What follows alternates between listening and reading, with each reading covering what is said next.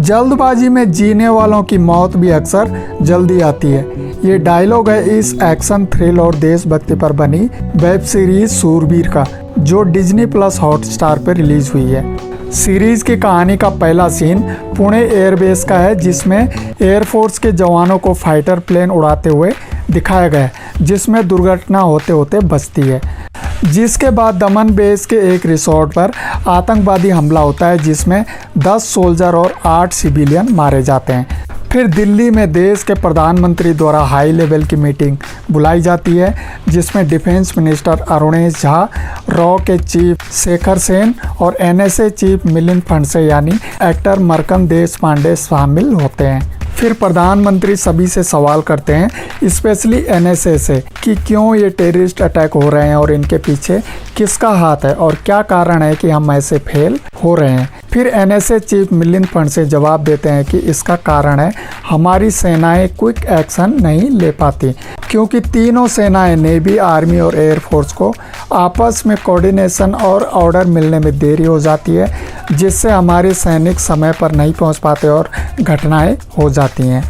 जिसके बाद chief Milind Phanse project hawks की बात करते हैं, जिसके तहत तीनों सेनाएं नेवी, आर्मी और एयरफोर्स के चुनिंदा जवानों को मिलाकर एक नई टीम बनाई जाए, जो ऑर्डर के चक्कर में न पड़कर बिना देरी किए हुए तुरंत एक्शन ले, जिनको ऑर्डर डायरेक्ट PMO से जाएंगे, जिससे देश में हो रहे हमलों को रोका जाए।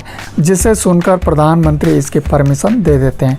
फिर एयरफोर्स के अधिकारी ग्रुप कैप्टन रंजन मलिक यानी एक्टर मनीष चौधरी को इस पूरी टीम को बनाने की जिम्मेदारी दी जाती है। फिर रंजन चौधरी तीनों सेनाओं के टॉप कमांडोज को ढूंढते हैं और एक स्ट्रॉन्ग टीम बनाते हैं।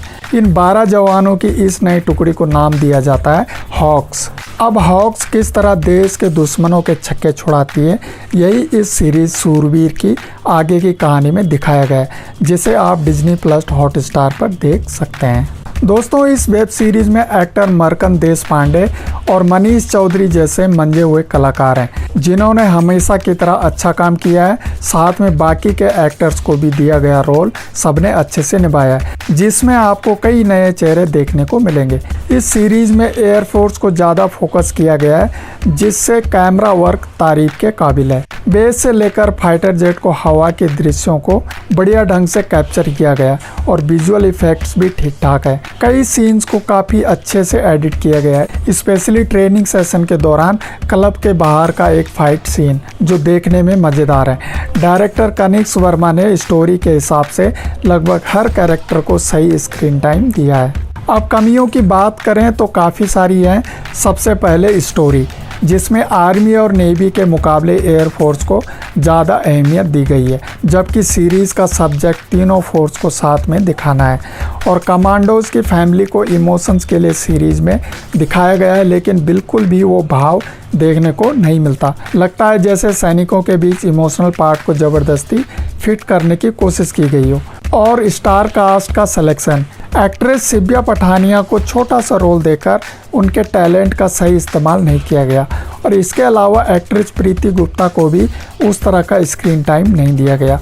इस वेब सीरीज़ में एक दमदार देश के लिए पागलों वाले जुनून के कैरेक्टर की कमी साफ दिखती है। साथ में नेगेटिव रोल भी काफ़ी कमज़ोर है। और सबसे मेन डायरेक्शन और म्यूजिक, जिससे किसी भी कैरेक्टर को फेल होने से बचाया जा सकता है, लेकिन इस सीरीज़ में डायरेक्शन पार्ट और म्यूजिक स्कोर दोनों वीक हैं। म्यूजिक में वो सोल्जर वाला मोटिवेशनल म्यूजिक की कमी खलती है।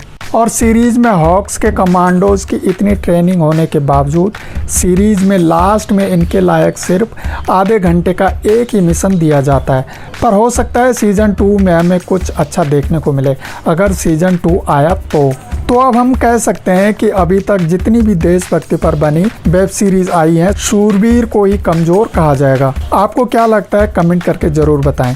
इस सीरीज़ को मैं रेटिंग दूंगा 5 में से 2 स्टार। शूरवीर सीज़न 1 में टोटल 8 एपिसोड हैं और हर एपिसोड का रनिंग टाइम 30 से 40 मिनट है। और इस सीरीज़ की रिलीजिंग डेट है 15 जुलाई 2022 डिज्नी प्लस हॉटस्टार पे। तो आपको ये वेब सीरीज़ देखनी चाहिए कि नहीं, तो मैं कहूँगा आपके पास अगर डिज्नी प्लस हॉटस्टार का सब्सक्रिप्शन है और आप फ्री हो तो आप ये वेब सीरीज़ देख सकते हो, वरना ये सीरीज़ स्किप करने के लायक है। Thanks for watching. जय हिंद, वंदे मातरम। यह चैनल वीडियो केवल मनोरंजन और सामान्य जानकारी के लिए बनाया गया है। इसका उद्देश्य किसी को नुकसान पहुंचाना नहीं है। हर वीडियो कड़ी मेहनत, लगन और सच्चे मन से बनाई गई है। सभी डेटा सामग्री का उपयोग YouTube दिशा निर्देशों के अनुसार किया गया है। यदि किसी का मानना है कि किसी भी कॉपीराइट सामग्री का अनाधिकृत तरीके से उपयोग किया गया है तो कृपया हमसे pg06@gmail.com पर संपर्क करें। धन्यवाद।